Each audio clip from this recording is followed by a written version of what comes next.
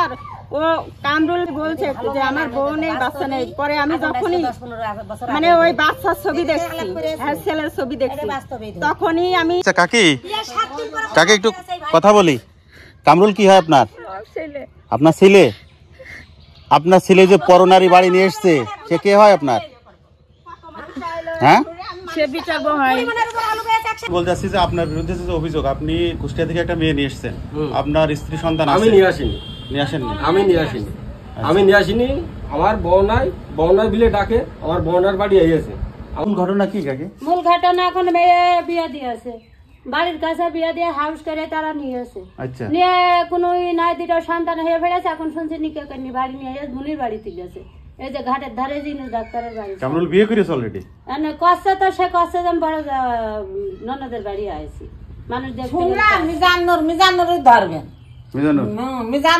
মিজানুর এলাকা কইলো যে আমি তার কাছে ঋণী, তা আমি তার খাইয়ে পরিয়ে আমি ঋণ শোধাবো। আমার মেয়ে সারা রাত ঘুমোয়নি। আমি কোনো সম্পর্ক নেই, আমি কথা করছি না।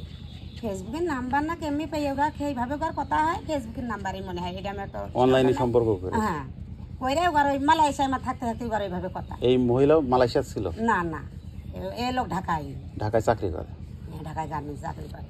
যাই ফেসবুকে সম্পর্ক হয়েছে। হ্যাঁ, এইভাবে ওর কথা। ওর কেউ কেউ এক জায়গায়ও হয়নি, ওরা দেখা শিখতে হয়নি।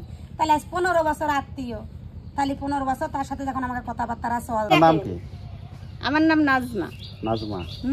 বাবার নাম? মইনুদ্দিন। বাসা কোথায়? কুষ্টিয়া। কুষ্টিয়া কোথায়? গ্রামের নাম কুষ্টিয়া পিয়ারপুর। আচ্ছা, আপনি এই যে হলিধানি ইউনিয়নের কাশীপুর গ্রামে কামরুলের বাসায় কেন উঠছেন?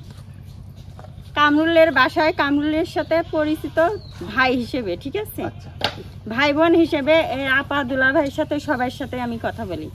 আমার সব বোনের সাথে সব বোনের দুলা ভাইয়ের সাথে আমার কথা হয়েছে।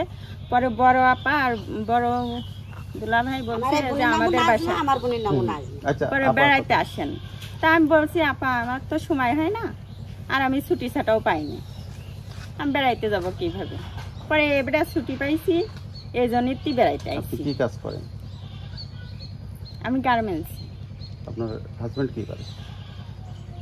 আমার হাজবেন্ড বাইরে থাকে। আপনার বাড়ি কুষ্টিয়ায়, এর বাড়ি ঝিনাইদহ সদরে, কিভাবে সম্পর্ক হয়েছে বলেন তো? এটা সম্পর্ক মানে আমি আমার দেশের একটা ভাই ছিল, ওনার কাছেই পরিচিত ওই কামরুল ভাই। পরে এই নাম্বারটা কিভাবে কামরুল ভাই নিছে? ফেসবুকে সম্পর্ক নাকি শুনলাম? ঠিক আছে, এর সাথে সম্পর্ক করলেন, করার পরে তার বাড়িতে চলে আসলেন। আমি তো এখানে তো একটা সমাজ আছে, তাই না? আমি তো ওই সম্পর্ক হিসাবে না না, ওই সম্পর্ক আপনি এভাবে আসতে পারেন না। তো ওই সম্পর্কে আমি আসি। ধর্মাত্মীয়র বিষয়টা আলাদা, কিন্তু আপনাদের তো অনলাইনে সম্পর্ক হয়েছে। অনলাইনে হয়েছে, সেটা বাদ। ওই সব সেটা বাদ বললে তো হবে না, এখানে তো একটা সমাজ আছে, তাই না? এটা সমাজ আছে। আপনারা ভুল বলতেছেন। আমরা ভুল বলছি না, বুঝছেন? ভুল বলছি। আমি ভালোবাসার টানে কখনোই আসিনি। আপনি ভালোবাসার টানে এসেছেন, বুঝেছেন? আমি এই জায়গা ভালোবাসার টানে আসিনি। আমরা ভাই বোনের সম্পর্ক নিয়ে আসি। ভাই বোনের সম্পর্ক না, মিথ্যা কথা বলার দরকার নেই। মিথ্যা কথা বলা না, ভাই বোনের সম্পর্ক। ভাই বোনের সম্পর্কটা একটা পবিত্র সম্পর্ক, এটা কেন টানছেন আপনি? পবিত্র সম্পর্কই থাকবে। কত বছরের সম্পর্ক আপনার সাথে? আমার কোনো সম্পর্কই নেই এর সাথে। তাহলে কেন এসেছেন এখানে? আমি ভাই বোনের সম্পর্কেই আসছি। ভাই বোনের সম্পর্ক? এই যে বড় আপা বড় দুলা ভাইয়ের সাথে কথা বলে, এটা তো পরে এদের সাথে কথা বলেই আসছি। এরকম যদি হবে কখনোই আসতাম না, বুঝছেন?